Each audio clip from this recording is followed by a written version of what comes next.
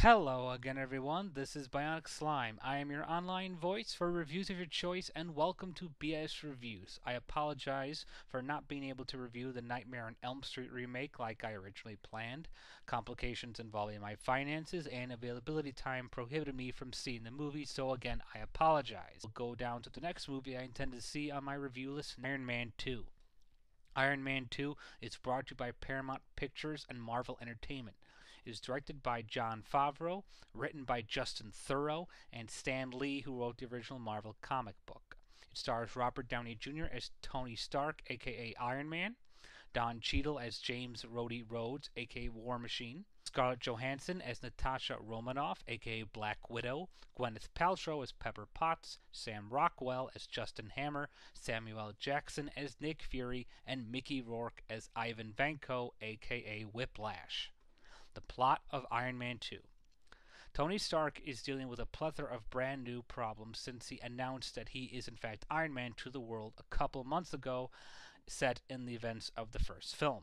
Mostly dealing with the US military, spearheaded by Justin Hammer, a billionaire who wants to take Iron Man's suit as a weapon for the military and capitalize on it by incorporating it into his own robots and his own suit technology. However, Tony Stark convinces the military not to hand over the weapon, and it turns over head of his company, Stark Industries, to Pepper Potts, so he can mostly spend time being Iron Man and dealing with his hot new assistant, Natasha Romanoff, who's in fact a secret spy for S.H.I.E.L.D., head by Nick Fury. Things get a little even more complicated when Stark finds out that his arc reactor heart source is poisoning him with its radiation, and he has to deal with a brand new villain, Ivan Vanko, known as Whiplash, who has developed a strange variation on Stark's technology in order to achieve some sort of vendetta that is left in Stark's family's past. Review of the plot. The one thing that you will definitely notice that was much more evident in this film than the first one is that it is a darker tone of film. The sexuality, the flirtiness, and the true, Robert Downey Jr. humor style is still there, but there is a lot more darker issues boiling around in this film. The arc reactor poisoning him, the bloody past between him and Ivan Vanko, and this new competition with Justin Hammer, as well as relationship with Pepper Potts. It's a lot to store in one movie. And what really fascinates me is how amazingly tightly they packed it all in, as well as assloads of action.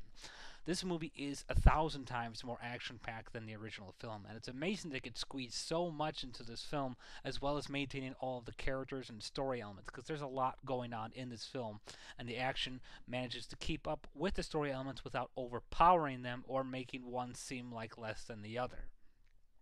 I was really impressed with the fact that they took so many story elements from the comic books and managed to make it so much more interesting and contemporary for our modern time, especially the whole issue between Tony Stark and Justin Hammer, which is a real believable and realistic relationship that you could see quarreling billionaires fighting over technology in order to make more money. It's really quite impressive how dynamic that relationship was fleshed out in this film, especially with the special effects, which are even 1,000 times better, especially with Whiplash's whips. I mean, they just look fantastic. This movie is just a mixture of so much that it's kind of crazy to see everything that's going on. At the same time, you're just loving it more and more. It's just like they took the same Iron Man plot and just amped it up even more, which was good in a lot of ways, but also poor in some other ways. But I'll get back to that in a minute. One thing you will definitely notice about this film, it's much more hints of the Avengers program, Nick Fury, and other characters that are all hinting to this bigger universe that is forming. That's one of the many highlights of this new Marvel series films, is that they're connecting them through these little characters, and it's really making things a lot more interesting. Review of the characters. As I said before, Robert Downey Jr. brings back that same charm, wit, humor, and style that we all loved from him in the first Iron Man before. I mean, he just truly makes this role his own, and he just shines so brilliantly that if anyone else would be cast in this film at this point, the film would die, because no one can really topple Downey Jr.'s spark with this character. He's still funny, he's still fresh, he's still interesting, and no matter what problems he endures, you find it challenging and interesting to see how this character works. Even though he's supposed to be, in a sense, acting obnoxious, he finds a way to make it funny and charming. Now, like Don Cheadle, who replaced Terrence Howard in the first film, actually did a much better job here in terms of playing the action sidekick because he's now donning the War Machine suit, which a lot of fans were hoping to see.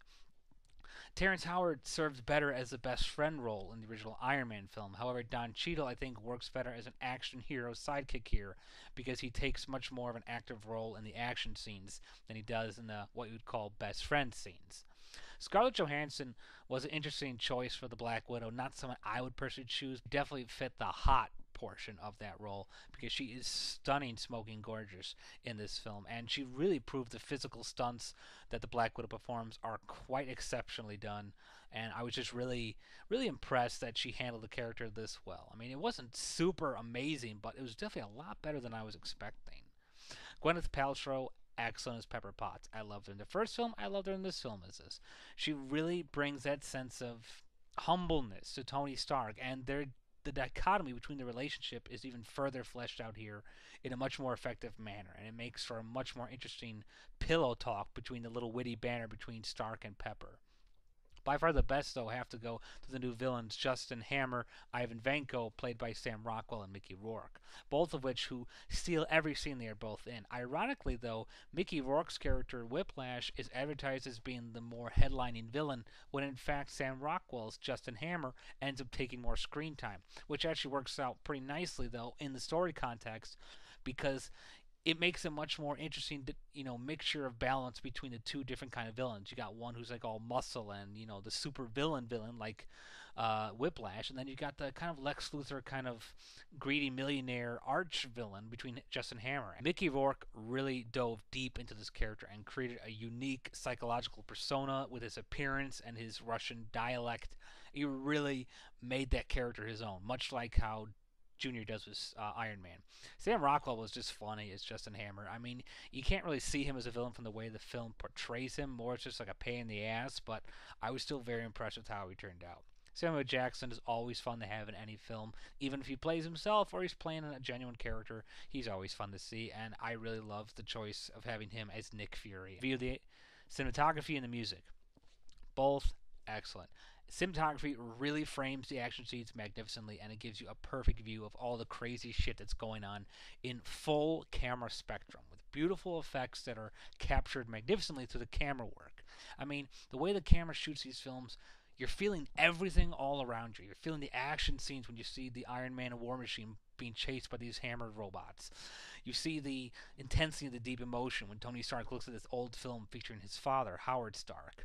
And you're really seeing, the suffering in Stark's face when he's realizing that he's losing everything from his life to his company to everything. I mean, it's really captured so brilliantly on film. Music was always good. Very intense, very rock hard, kick-ass kind of action rock and roll, which is pretty much what you could expect from the first film. So, all makes sense. Flaws about the film.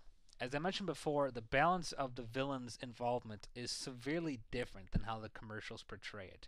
Ivan Vanko, Whiplash, is featured as the headliner villain, and while he is the more physical, attacking villain, I have to be honest, it's kind of confusing to advertise that way when Justin Hammer is clearly the more evident villain from his amount in screen time. You've seen so much of him, it seemed to me just kind of annoying that you would advertise this film one way when it's clearly obvious that it's not how the case it is.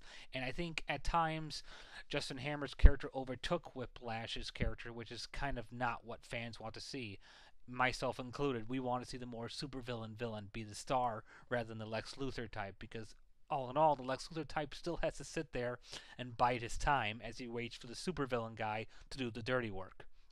But the biggest issue I have with this film is that it really needs to stop taking things for granted and assuming everyone knows what it's all about. What I mean is, I know this is made for Marvel fans, but it needs to start saying these characters' names. They don't mention the name Black Widow or Whiplash or War Machine in the proper context. They don't even mention Black Widow or Whiplash's names at all. They just leave them as is. They're not even listening to credits. And to me, that defeats the point of having them being superheroes or supervillains. They have split identities for a reason. Give them proper names and stop assuming everyone knows what the frick you're talking about. Final wrap up. Iron Man 2 does not topple the first one. The first one is just pretty much picture perfect in every aspect. but this one definitely comes awfully, awfully close. It amped the action level to extreme amounts that makes it much more intense and incredible to watch. The special effects are mesmerizing. You did a great job bringing in great new villains by Sam Rockwell and Mickey Rourke, excellent actors that were perfect for the parts.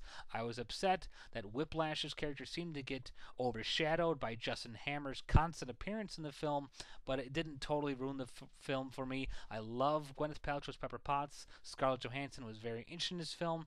Don Cheadle, very much enjoyed him as War Machine, and of course Robert Downey Jr. You can't go wrong with. Also, for those of you who want to see the secret ending at the end of the film, stay after the credits. I repeat, stay after the credits. There's something juicy at the end.